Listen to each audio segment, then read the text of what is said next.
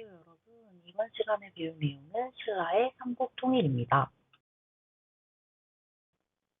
먼저 642년 백제의 의자왕은 신라의 대야성을 공격하게 됩니다. 그 결과로 신라가 백제의 공격을 막아내지 못하자 의자왕은 당시 대야성의 성주였던 김품섭과 그의 아내를 죽여 머리를 사비성 감옥에 파묻어 버립니다. 김품석이 바로 김춘추의 사위였습니다. 딸과 사위를 모두 잃은 김춘추는 복수를 위해서 전쟁보다는 외교를 선택하게 됩니다. 먼저 고구려의 도움을 요청했으나 동맹이 이루어지지 않았고 결국 대동강 이북의 땅을 넘는 조건으로 당과 연합을 맺게 됩니다. 그것이 우리가 알고 있는 나당연합입니다. 연합을 맺은 신라와 당나라는 먼저 백제를 멸망시키게 됩니다. 당시 백제는 잦은 전쟁과 그에 따른 귀족들의 반발로 인해서 지배층이 분열되어 정치적으로 혼란스러운 시기였습니다. 이런 상황에서 당의 소정방과 신라의 김유신이 협공하여 백제의 사비성을 공격하게 되는데요.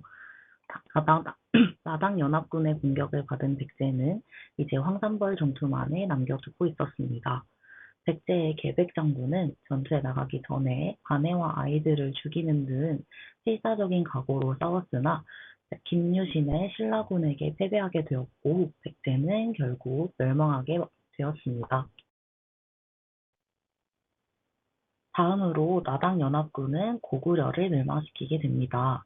고구려가 멸망한 이유에는 크게 두 가지가 있는데요. 바로 이전 시간에 배웠던 수와 당나라와의 전쟁이 첫 번째 이유입니다. 수당과의 전쟁으로 인해서 국력을 크게 소모한 고구려는 영계소문이 죽고 난 이후 아들들 사이에서 내분이 발생하면서 혼란스러운 상황에 처하게 됩니다.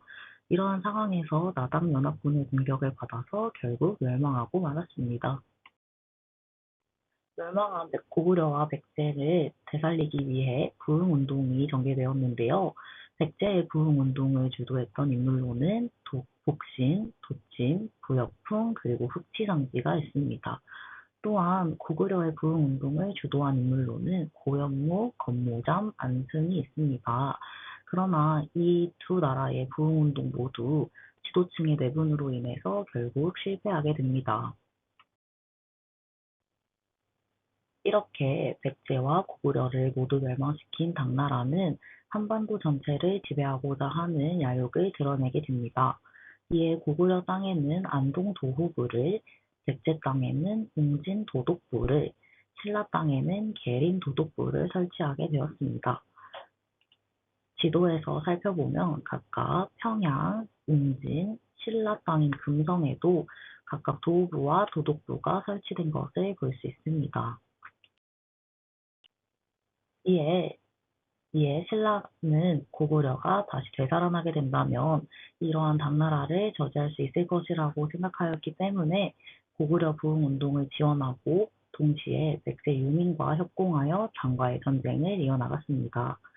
크게 매소성에서의 육군이 기벌포에서 수군이 당군을 크게 격파하게 되면서 당을 한반도에서 몰아내고 신라가 삼국통일을 완성할 수 있었습니다. 이러한 삼국통일은 세 가지의 의의를 가지고 있습니다. 첫 번째로 삼국통일은 민족이 이루어낸 첫 번째 통일입니다. 두 번째로 삼국통일은 자주적인 통일이라고 볼 수 있습니다. 마지막으로 삼국통일은 삼국의 문화가 융합되는 기반을 마련해 주었습니다. 여기에서 자주적인 통일이라는 것은 신라가 비록 당나라의 외세의 힘을 빌려오긴 했지만 고구려와 백제와 힘을 합쳐 당을 몰아냈다는 점 때문에 자주적인 통일이라고 볼 수 있습니다. 삼국통일은 이렇게 의의도 가지고 있지만 한계도 가지고 있는데요. 먼저 통일 과정에서 외세, 즉 당의 도움을 받았다는 점이 그 첫 번째 한계입니다.